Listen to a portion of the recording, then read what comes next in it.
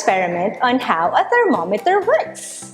Let's prepare the following materials: alcohol,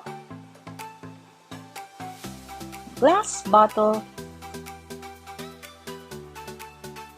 water, clear straw, modeling clay, food coloring, hot water,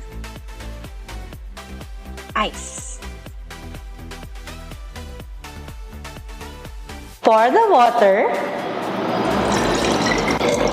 and the alcohol in the glass bottle. Then, add 2 to 3 drops of food coloring.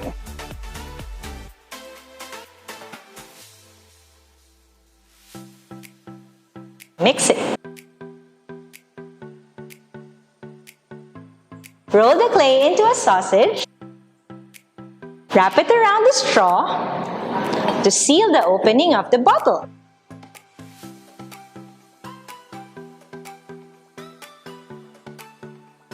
Make sure that the straw doesn't hit the bottom. Your thermometer is complete. Let's try it out. To test if it's working, let's put it in a bowl of hot water. Come on, move a little closer. Let's put the glass bottle inside the bowl and pour in the hot water. Remember, ask for help in pouring. Look, look, look! The water is rising. It goes up, up, up. Now, what do you think will happen if we put ice in our bowl of hot water? Let's find out.